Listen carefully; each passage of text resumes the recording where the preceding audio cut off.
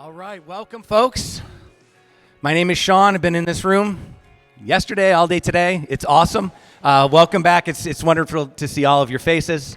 We've got a bunch of great learning left this afternoon, including this session today. So let me go ahead and introduce the next presentation. It's right here on the wall. How to create the ultimate ambassador program to build brand visibility, brought to us by our sponsors, Agorapulse, and we have the awesome Mike Allton here to take the stage. So Mike, take it away, please. Thank you. Right.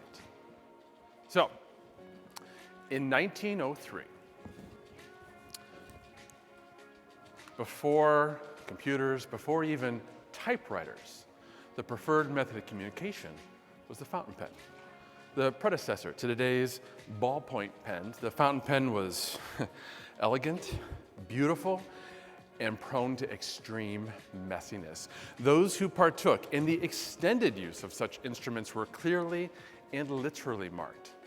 It was in that year that the Conklin Pen Company in Toledo, Ohio, decided to employ influencer marketing, though of course they didn't call it that back then.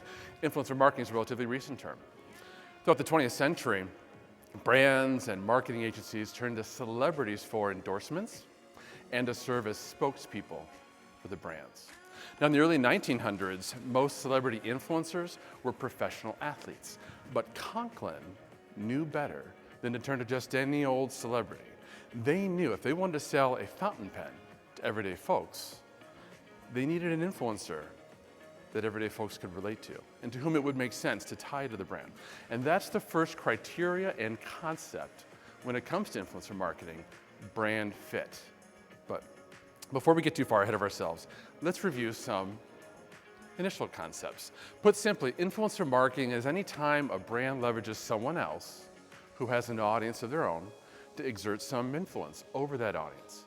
Could be to sell a product or service, of course, or it might just be to introduce that brand to that audience, which means anybody with an audience is an influencer. Influencer marketing is not limited to celebrities with millions of social media followers. A well-respected member of your community could be a very powerful influencer for the right brand. We therefore break influencers down into a number of categories, based largely roughly on the size of their audience. Starting with the mega influencers at over 1 million followers. Just like the celebrities of the early 1900s, you'll find your share of movie stars and professional athletes in this category. You can expect to leverage a mega influencer to reach a huge audience across a wide swath of demographics, but you'll pay dearly for that exposure. Down a tier, we find the macro influencer with their 100,000 to 1 million followers, and you'll certainly find your shares of celebrities in this category, but you'll also begin to find individuals who've honed their craft and they've started to specialize in a specific niche like travel or food, making it a bit easier to find someone at this category that aligns with a particular brand. Down a tier, we find the micro influencer with their 1,000 to 100,000 followers, though obviously someone with 100,000 social media followers could be said to have a great deal of influence, particularly if they've stayed focused on a specific niche. Now, when we get to these smaller levels, unless they focus on a particular geographic region, like say Boston, it becomes a little easier, more affordable to work with these individuals who are typically, that smaller, less experienced influencer, but they're a little more harder to find. The mega influencers, everybody knows who they are, and they've got experienced campaign staff to handle requests.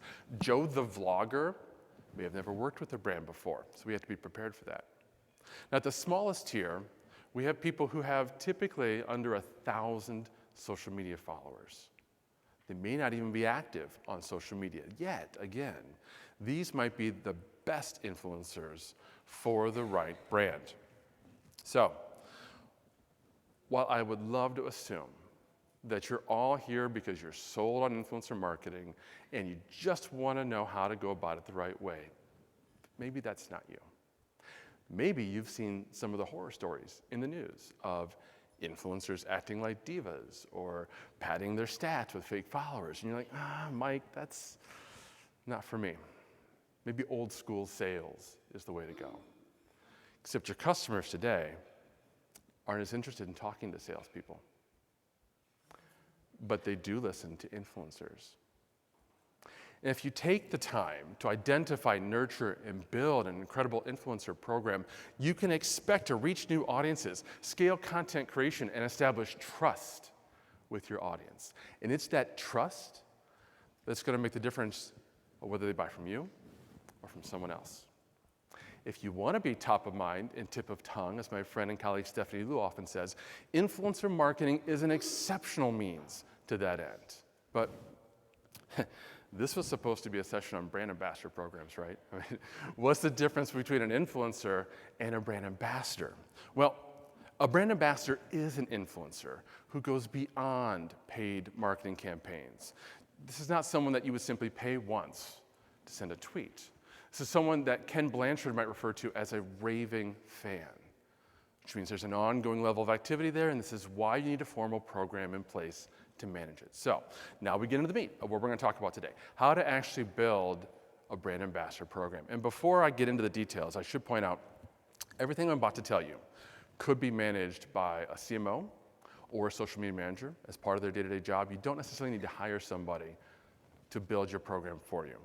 You will need to spend a little time up front, though, getting things started. So first, let's make sure everybody in your organization is on the same page in terms of goals and expectations. There is a lot that influencers can do for us, from sales to brand awareness and more, but they're not miracle workers. So how do we go about finding influencers that might make for a great match for our brand? Well, just like a Major League Baseball player probably makes for a lousy fountain pen spokesman, so too will most influencers be a poor match for you and your brand. You need to consider brand fit as the first criteria before proceeding with any individual influencer. So what does that mean exactly? Well, brand fit is the degree to which a particular influencer's voice, style, message, content focus align with that of the representing brands. In other words, how alike is the influencer to the brand? It helps if you've already thought about your own brand when it comes to style, message, and so on. If you've taken the time to develop a highly polished style guide that includes both aesthetics like logo treatment, font, colors, and so on, but also style, voice, message, culture, that will make determination of brand fit a lot easier.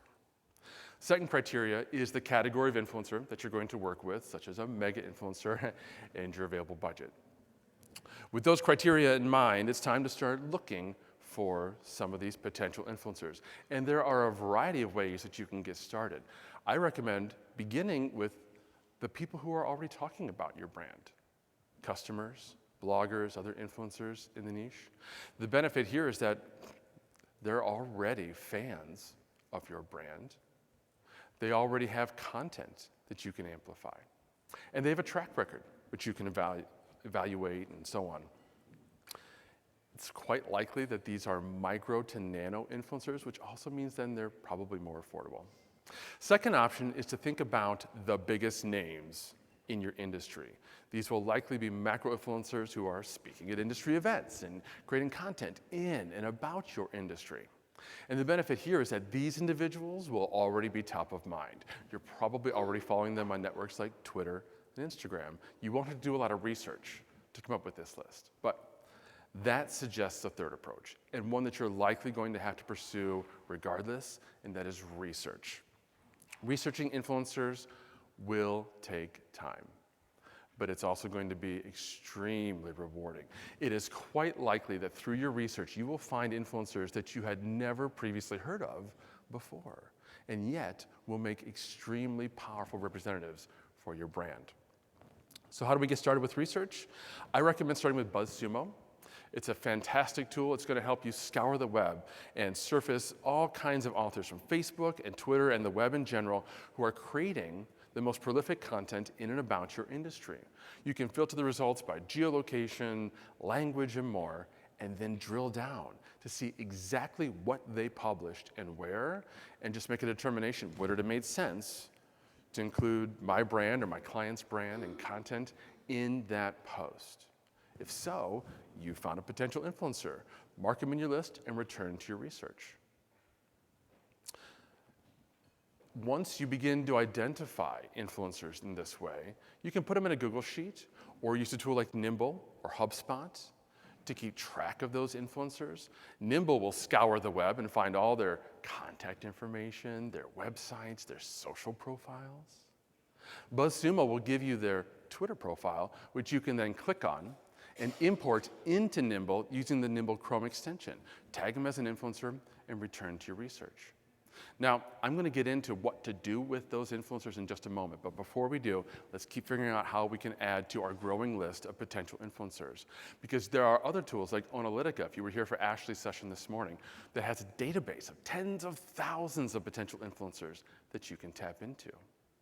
You should also be paying attention to the conversations that are happening online, the mentions of your brand and so on, because those might be additional influencers to tap, which means there's a third tool we want to add to our arsenal.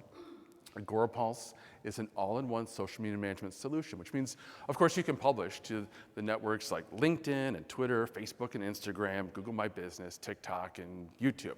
You can monitor all those posts for comments and engagement and drive reports, but you can also set up powerful, smart searches around specific influencers, key hashtags, and pay attention to the conversations that are happening online.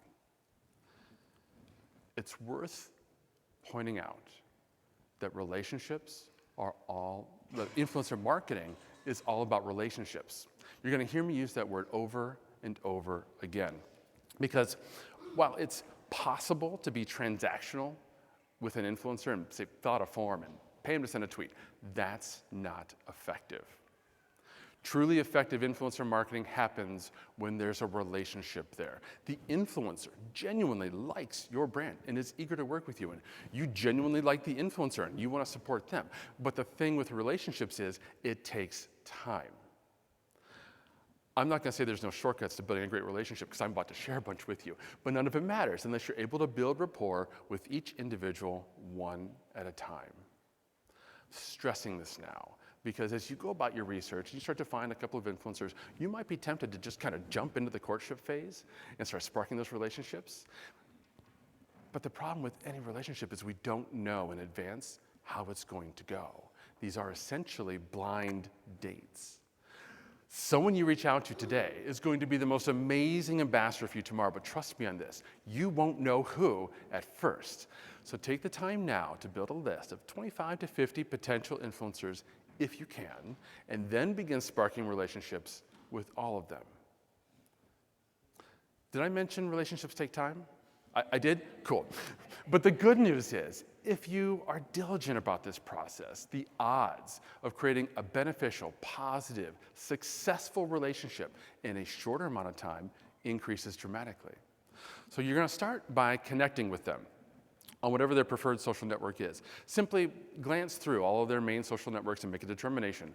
Which one is this individual influencer most active and engaged on?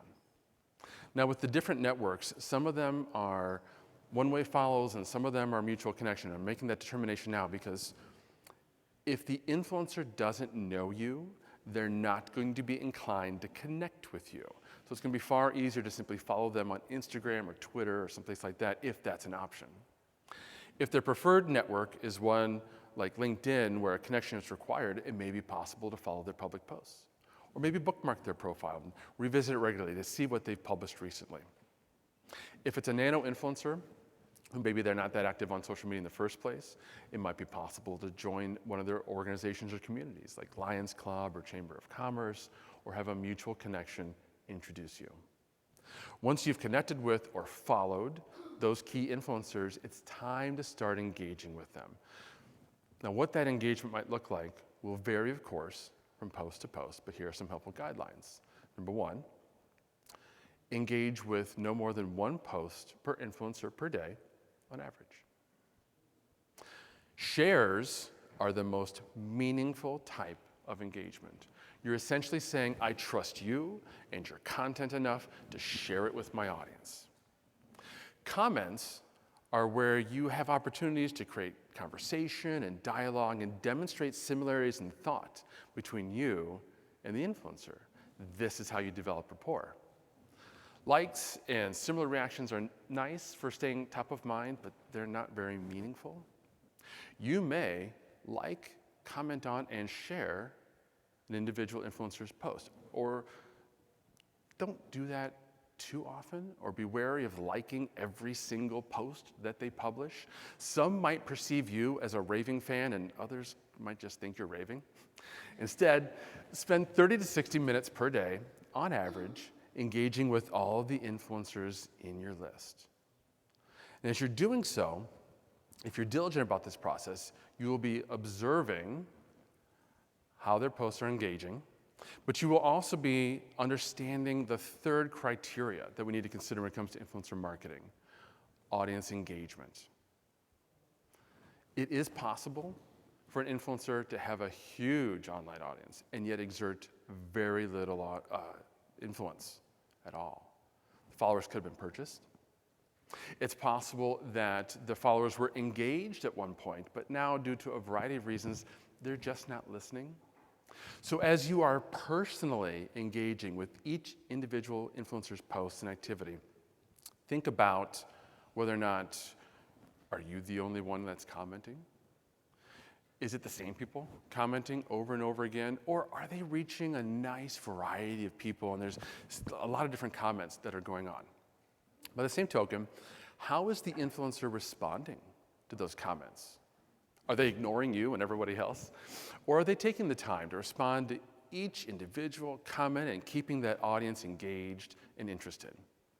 What's the tone and the style of those comments? If the influencer was responding to a comment as you or your brand, how would you feel about that response? If you take the time now to pay attention to how they're commenting and engaging with their audience, you will learn about their perspectives when it comes to business and life, aspects of life that are important to both you and your audience. You will come to understand their world view, and that will help you relate to that individual. Now, after you've done this for a while and they've started to respond to you positively, the time will come to bring that relationship up to a new level: collaboration. So at Agorapulse, where I'm responsible for our influencer marketing, my approach is to gift social media marketing influencers a free lifetime account to the tool and just see if they like using it. I can tell if they're logging into the app. I can see if they're talking about us online. And then I can amplify that content, and I can deepen that relationship by sending them swag and gifts and inviting them to participate in webinars. In fact, when I want to do a live show or a webinar, I have no shortage of guests to tap. Every quarter at Agorapulse, I run a major virtual summit with dozens of guest experts and ambassadors that generates thousands of registrants and hundreds of new leads and customers for Agorapulse. If possible and appropriate, this is an excellent first step towards pursuing a great relationship with an influencer, as there's little to no cost to the brand, and it's of mutual benefit to you and the influencer. The next step is a paid campaign of some kind, and what that looks like will vary depending on the influencer and the campaign. But while you might be tempted to fork out a huge sum of cash and pay some mega influencer to send out a tweet, I generally recommend more longer-lasting activities, such as having them write a blog post, publish a review, write a testimonial, participate in a Facebook Live interview, maybe introduce your brand or business to their newsletter. However you go about doing this, and generally I recommend that you think about, while you're creating that list of influencers, what each individual influencer is best at, and then devise a campaign to leverage that. Suppose, for instance, you want to leverage an Instagram expert like Jen Herman here. You could create a series of posts and stories on a relevant topic of mutual interest and build that campaign. Now, I do recommend that as you're doing these kinds of campaigns with influencers, that you think through these topics and these criteria.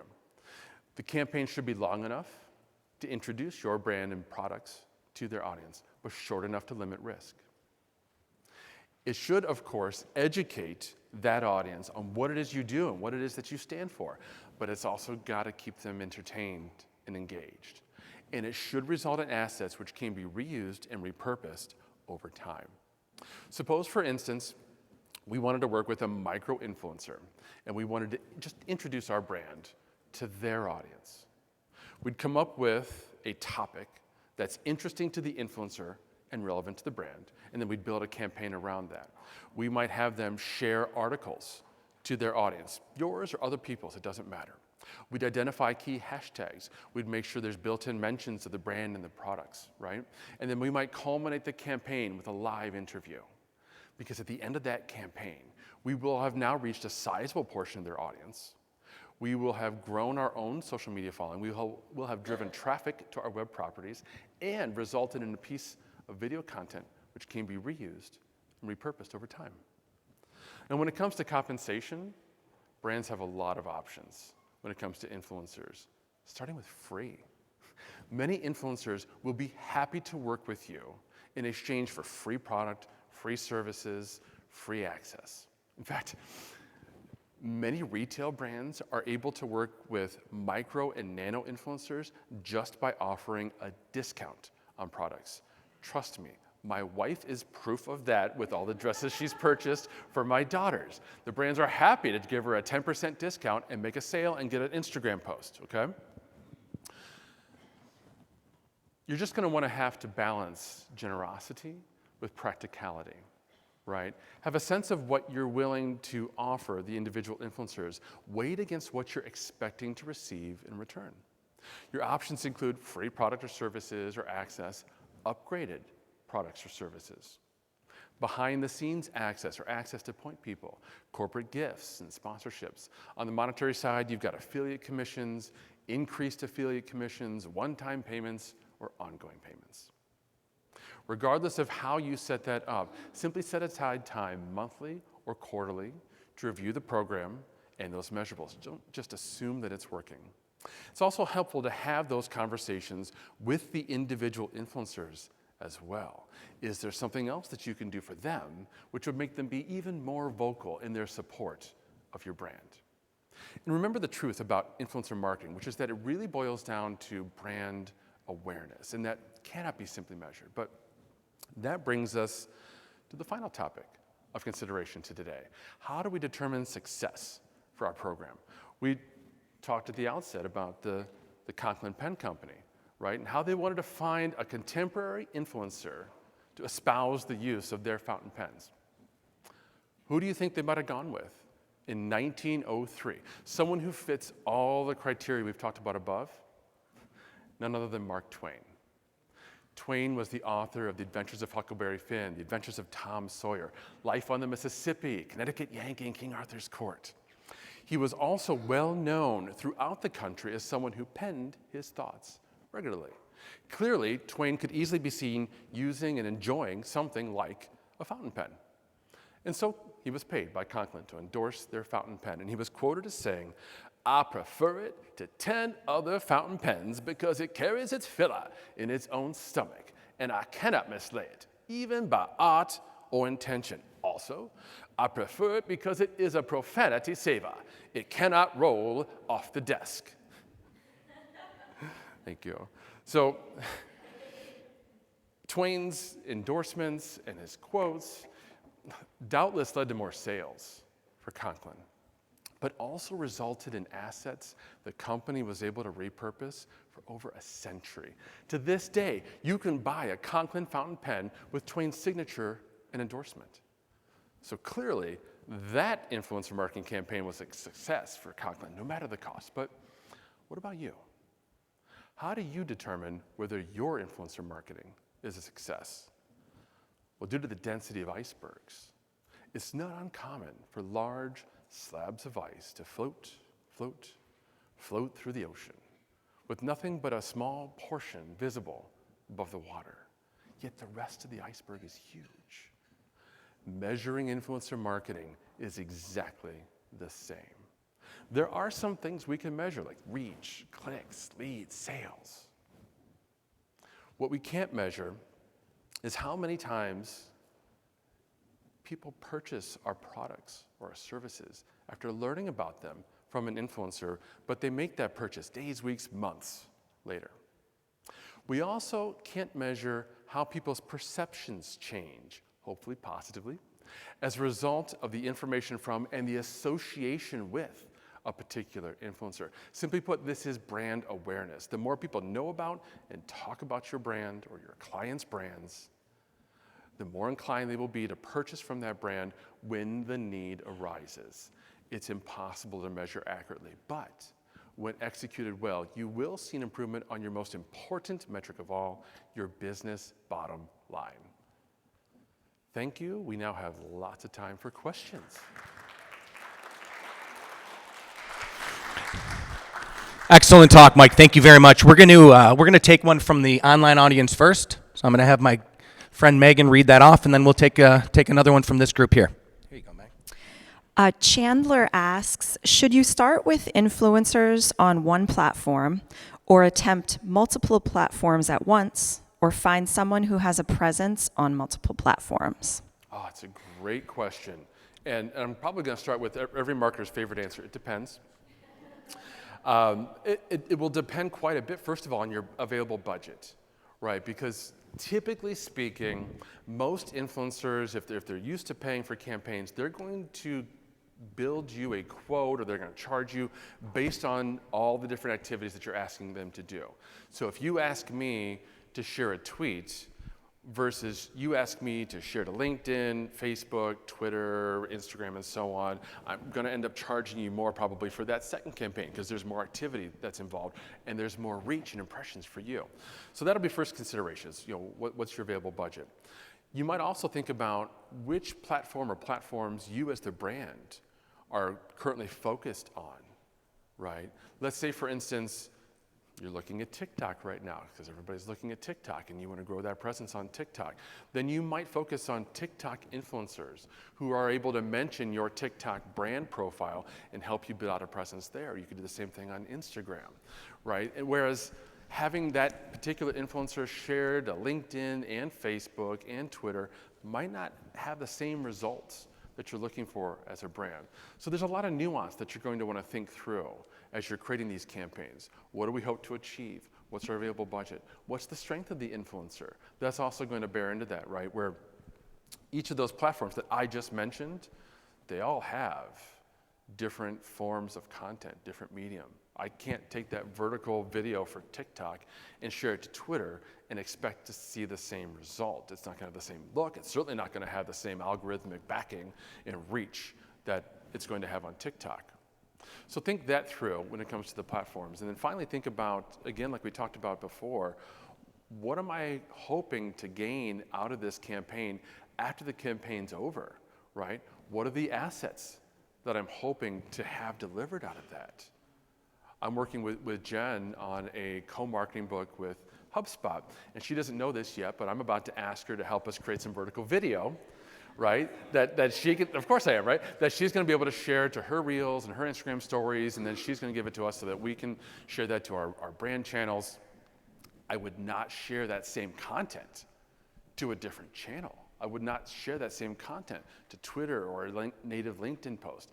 I might push it to a YouTube short or ask her to do something like that for fun without any expectation that it's going to do anything, right? We devised the campaign around what she's great at and what we're trying to accomplish for the brand. Excellent. We've got one up front. Beautiful. Here you are. Thank you. I have a client that's working with a influencer that's a quasi-celebrity. However, they're not necessarily the demographic that this client is trying to attract.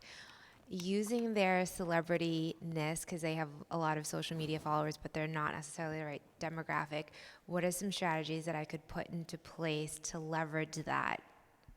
This is a great question because it really speaks to one of the last points I made, which is about the perceptions that can be changed by an individual simply by association with the influencer.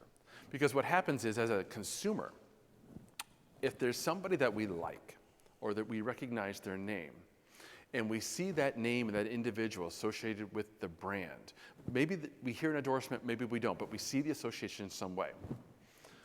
There's almost a word-of-mouth trust that happens at that point. And that's has nothing to do with whether that individual influencer is sharing the message to their audience. It's just us sharing with our audience. And I'll give you a fun example. I'm hosting my next summit in a couple months. It's going to be an e-commerce marketing summit. And we're going to do this rock star theme. You're going to be an e-commerce rock star. So I'm literally going to grab Richard Marks off of Cameo and have him do an ad for me.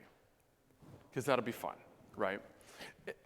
He's not going to share it to his audience. And even if he did, his audience is not my target demographic of e-commerce marketers. But when I share his video with our audience, they're going to see this person they recognize. Maybe he's a quasi-celebrity, I don't know, it depends on how you think about Richard Marks. And they'll see the association there, and they'll think it's fun and interesting and that sort of thing. So that might be the approach that I would take with this kind of a client, right? Go into it knowing that we're not necessarily going to gain audience from the influencer specifically, but there's still the potential for perceptual change. There's still the potential for interest and attraction from our audience. It may also be a good opportunity for paid marketing campaigns, right? Where if you can do an ad campaign that's leveraging some content that you co-created or had the influencer create for you, and you're getting that in front of your target audience with the assumption that there's going to be some recognition there, maybe with that audience, that might be a benefit too. Yeah. Oh, Yes, sir. He's got the mic. I got you. Thanks. I wanted to focus on the B2B component of this a little bit. The company I work with, we're not in any way, looking at the consumer market. It's very much large-scale transactions with big, we're in the technology space. What's a maybe model or suggestions for engaging with potential influencers that are more in that? Because I was at another session earlier and talking about sort of industry participants, like people who are well known in the industry, but maybe they don't have any profile to the average person, but they're important to the people that we talk to.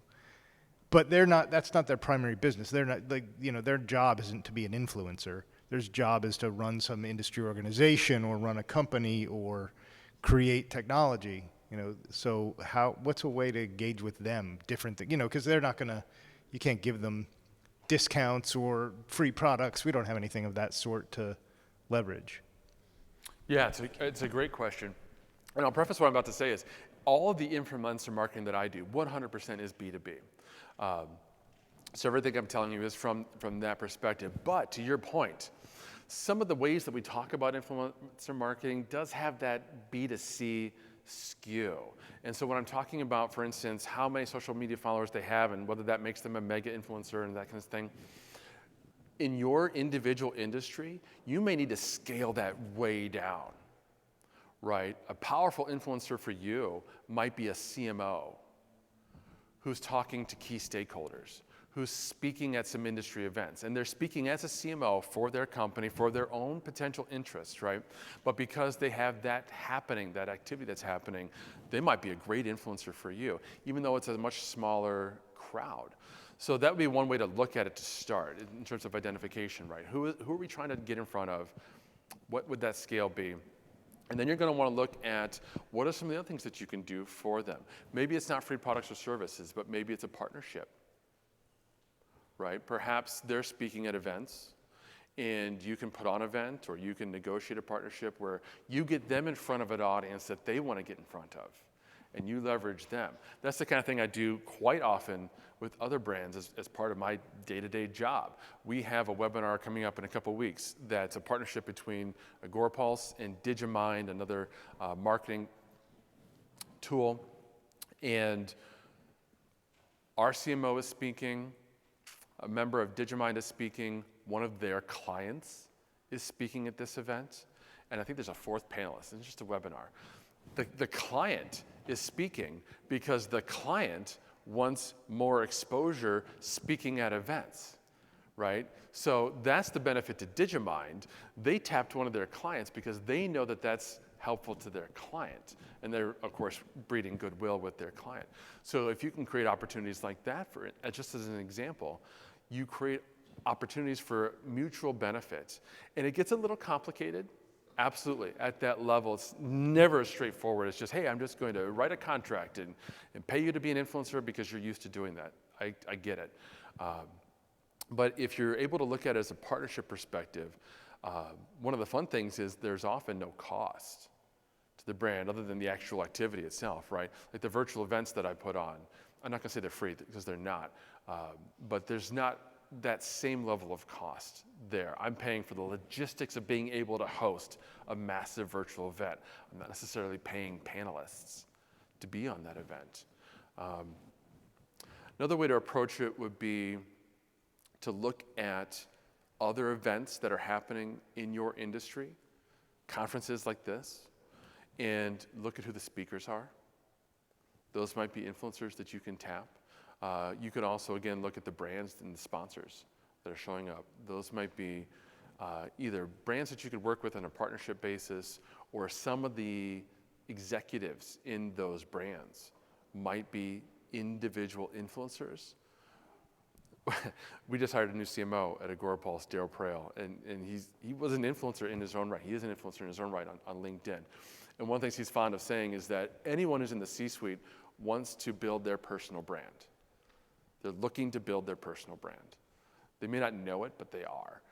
So they're looking to build their followership and their network on LinkedIn. They're looking to participate and be tapped to speak at industry events and that sort of thing. So there's opportunities there as well. I think she had a question up front. Right here. My question was actually kind of similar, but I think after hearing your answer, my question has shifted a little to, I mean, I have a very similar situation. I work in the finance industry, and I think it's kind of hard to make CEOs and CFOs not sound salesy, because it's marketers that are writing their content for them. How do you create such a circumstance once you do get in their ear and get them to decide to influence for you, where they don't sound like they're just regurgitating our sales material, and it does feel very natural, because a CFO doesn't naturally say, hey, choose this product because it's the best for us, and especially when they feel like they're getting something, they're utilizing something as a strategy to gain in competition. Yeah, it just this is wouldn't where, come natural to them. I appreciate this question. She's asking, what do we do when we have somebody that we want to use as an influencer who isn't necessarily going to speak in a marketing or even a salesy way, right? Well, you just saw it, right? Did I sell you on Agorapulse? Did I even no, but I worked it in because in a way that I genuinely use Agorapulse, right? That would be how I would approach that. I would not ask a CFO to deliver a marketing presentation or to, just to read, talking points.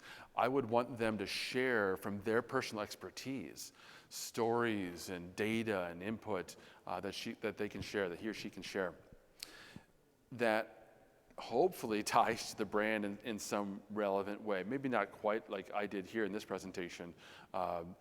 It's not uncommon to use influencers that simply have that association with the brand. And C-suite's a great example, right? If your CFO or your CMO of your brand is speaking at an event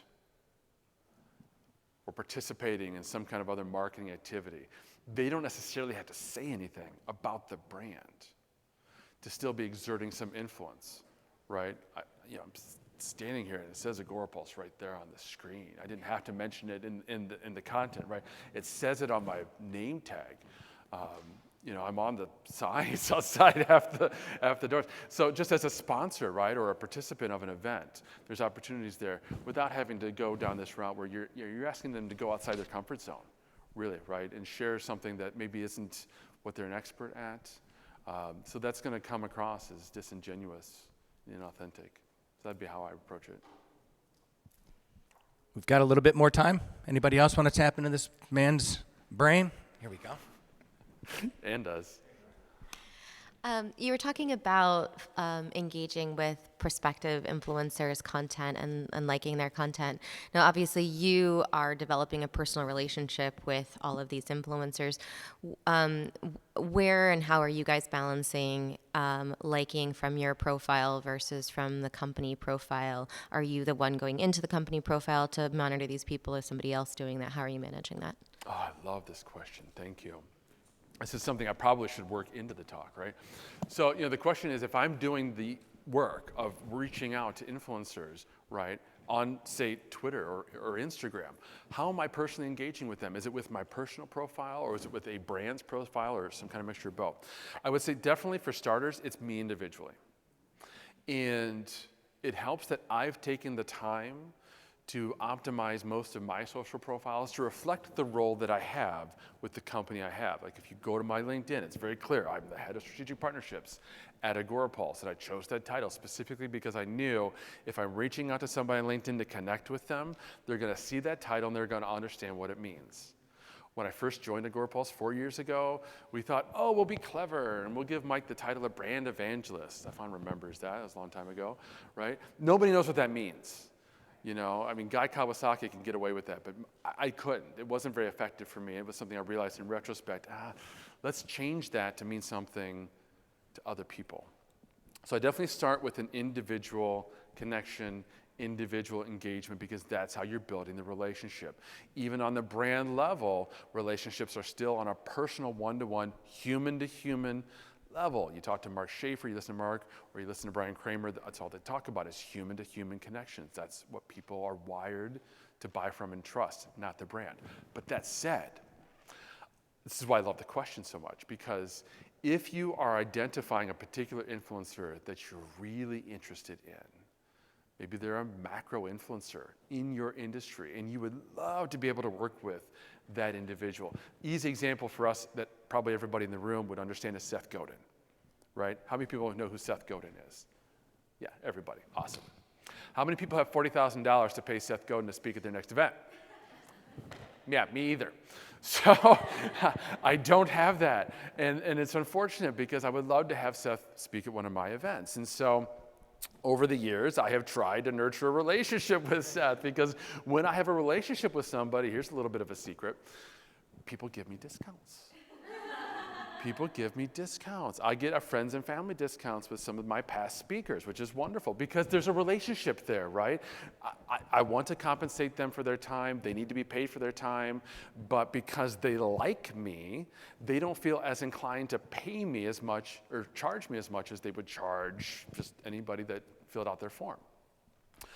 But I don't have a relationship with Seth. I have his personal email address. I have a quote from him. I know how much it costs, right? But that relationship just isn't there.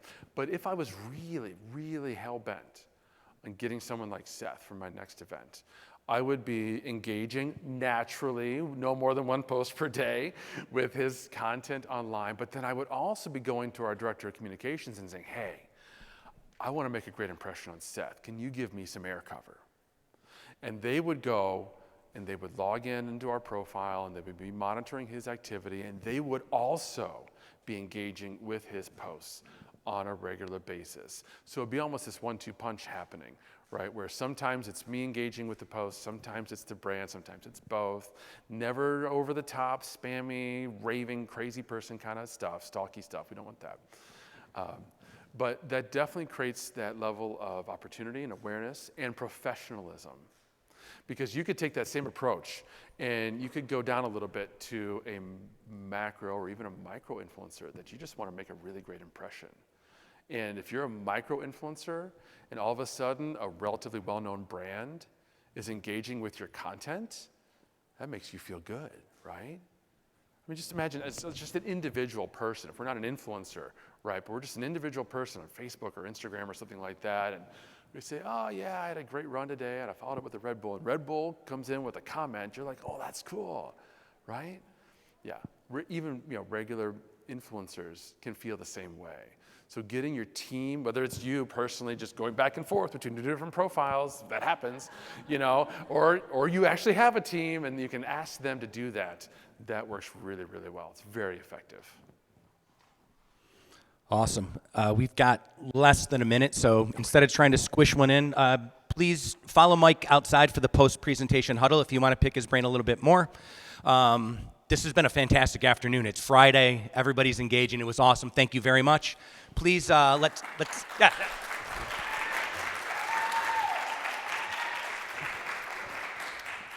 Hey, Mike, thank you very much. Thank you.